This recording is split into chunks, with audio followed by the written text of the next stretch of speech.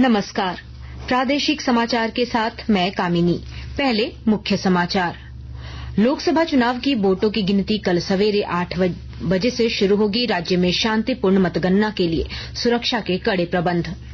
Counting के लिए प्रदेश में बनाए गए 14 मतगणना केंद्र। पहला रुझान 9:30 बजे तक आने की उम्मीद। चुनाव आयोग ने कहा, मतदान के दौरान बना विश्व रिकॉर्ड। 64 करोड़ से अधिक मतदाताओं ने अपने मताधिकार का किया प्रयोग। और टेंडर कमीशन घोटाला मामले में संपत्ति से जुड़े दस्तावेजों के साथ ईडी दफ्तर पहुंचे आईएएस मनीष रंजन। और अब समाचार विस्तार से। झारखंड की 14 लोकसभा सीटों की मतगणना के लिए व्यापक इंतजाम किए गए हैं। राज्य के मुख्य चुनाव अधिकारी के रवि कुमार ने आकाशवाणी को बताया कि राज्य में 14 मतगणना केंद्र बनाए गए हैं। मतगणना सुबह 8 बजे से शुरू होगी और पहला रुझान 9:30 बजे तक आने की उम्मीद है। उन्होंने कहा कि 14 संसदीय क्षेत्रों के लिए वोटों की गिनती शाम 4 बजे तक पूरी होने की संभावना है। उन्होंने बताया कि इस बार डाक मतपत्र अधिक हैं। शांतिपूर्ण मतगणना सुनिश्चित करने के लिए मतगणना केंद्रों और उसके आसपास कड़ी सुरक्षा व्यवस्था की गई है। कल लोकसभा चुनाव की मतगणना में 2 केंद्रीय मंत्री अर्जुन मुंडा, अन्नपूर्णा देवी और इंडी गठबंधन के नेता कालीचरण मुंडा, विजय हांसदा, सुखदेव भगत समेत 244 प्रत्याशियों के राजनीतिक भाग्य का फैसला होगा।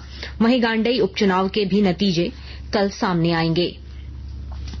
निर्वाचन आयोग ने कहा है कि इस बार लोकसभा चुनाव 2024 में मतदान के दौरान विश्व रिकॉर्ड बना है। दिल्ली में प्रेस वार्ता को संबोधित करते हुए मुख्य चुनाव आयुक्त राजीव कुमार ने कहा कि चुनाव में 64 करोड़ से अधिक मतदाताओं ने मताधिकार का प्रयोग किया। उन्होंने महिला वोटर्स को बड़ी संख्या में वोट देने के लिए बधाई दी।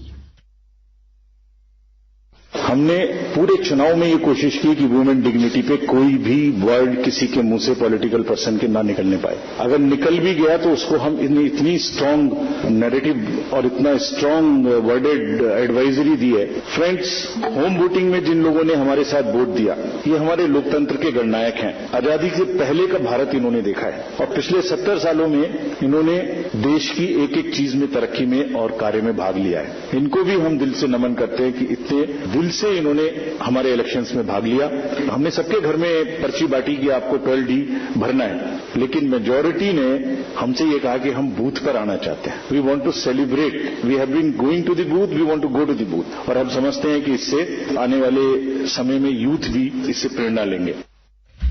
रांची लोकसभा सीट के लिए कृषि बाजार समिति पंडरा में मतगणना को लेकर कुछ इलाकों में ट्रैफिक व्यवस्था में बदलाव किया गया है। मंगलवार को पिस्का मोड़ से तिलता चौक तक तिपहिया वाहन और सभी तरह के व्यावसायिक वाहनों के दोपहर 2 से रात 8 बजे तक प्रवेश पर रोक लगा दी गई है। इधर हजारीबाग लोकसभा सीट के लिए होने वाली मतगणना को लेकर सुरक्षा के चाक चौबंद इंतजाम किए गए हैं। मतगणना के दिन बाजार समिति के पास भारी भीड़ जुटने की संभावना को देखते हुए ट्रैफिक रूट भी बदलाव किया गया है।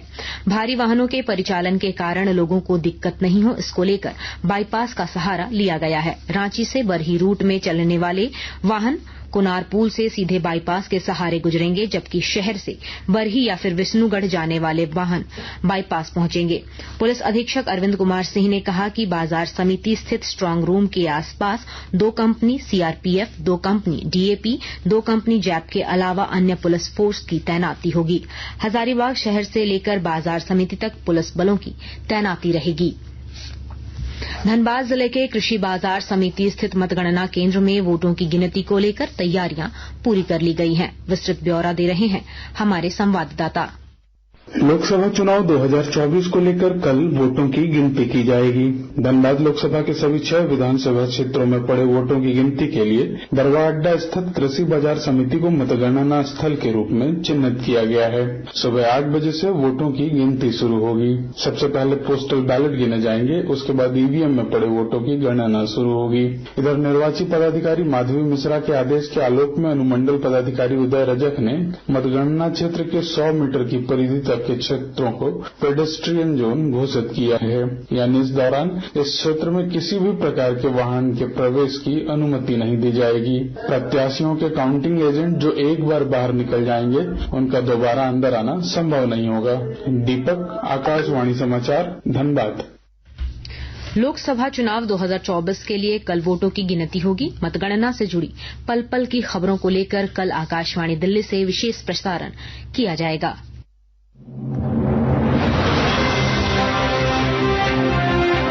लोक निर्णय 2024 देश का पहला और सबसे विश्वसनीय प्रसारक आपके लिए ला रहा है दुनिया के सबसे बड़े लोकतंत्र के चुनावी परिणामों पर आधारित विशेष कार्यक्रम। 4 जून सुबह 7 बजे से रात 10 बजे तक मतगणना के पल पल की खबर। जानिए कौन है आगे, कौन पीछे। हर सीट से सटीक जानकारी, कौन हारा और किसने बाजी मारी।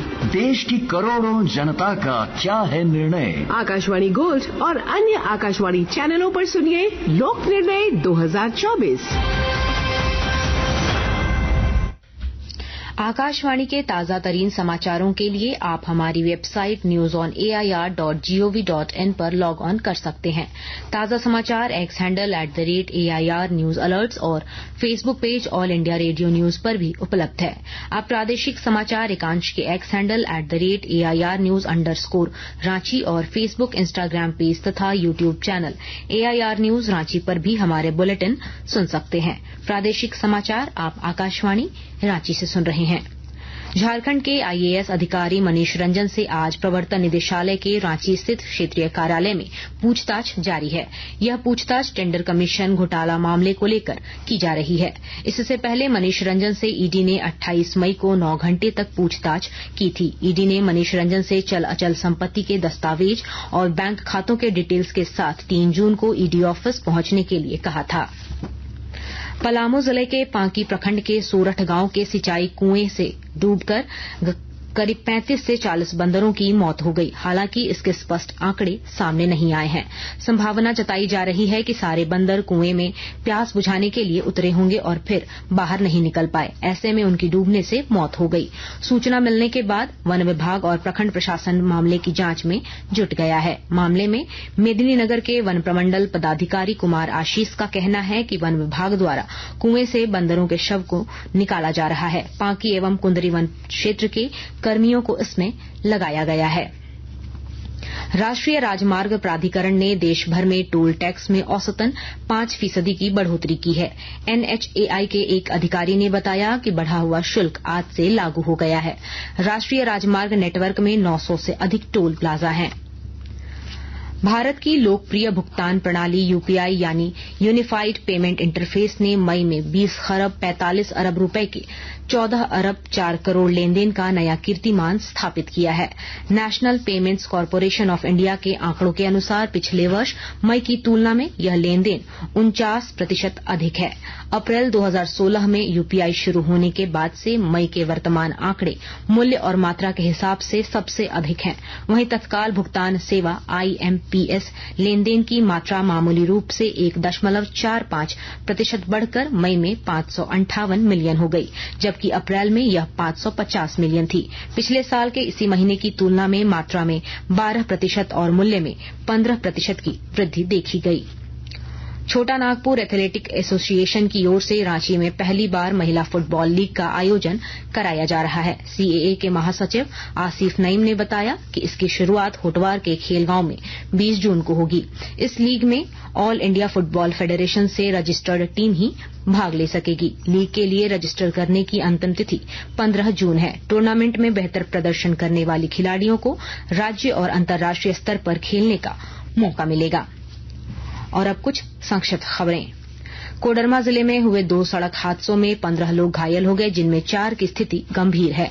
आज सुबह डोमचांच थाना क्षेत्र में कोठियार बार में कार और सवारी गाड़ी में जोरदार टक्कर, दोनों गाड़ी में सवार 13 लोग घायल हो गए। वहीं एक अन्य घटना में कोडरमा घाटी में रविवार रात अज्ञात वाहन की चपेट में आने से कार सवार 2 लोग घायल हो गए। गुमला में वज्रपात की चपेट में आने से एक बच्चे की मौत हो गई है। रांची रेलवे सुरक्षा बल ने एक लड़की को अपहरणकर्ता के चंगुल से बचाया है, साथ ही आरोपितों को गिरफ्तार किया है। अंत में मुख्य समाचार एक बार फिर। लोकसभा चुनाव की वोटों की गिनती कल सवेरे 8 बजे शुरू होगी। राज्य में शांतिपूर्ण मतगणना के लिए सुरक्षा के कड़े प्रबंध। काउंटिंग के लिए प्रदेश में बनाए गए 14 मतगणना केंद्र, पहला रुझान 9:30 बजे तक आने की उम्मीद। चुनाव आयोग ने कहा, मतदान के दौरान बना विश्व रिकॉर्ड 64 करोड़ से अधिक मतदाताओं ने अपने मताधिकार का किया प्रयोग। और टेंडर कमीशन घोटाला मामले में संपत्ति से जुड़े दस्तावेजों के साथ ईडी दफ्तर पहुंचे आईएएस मनीष रंजन।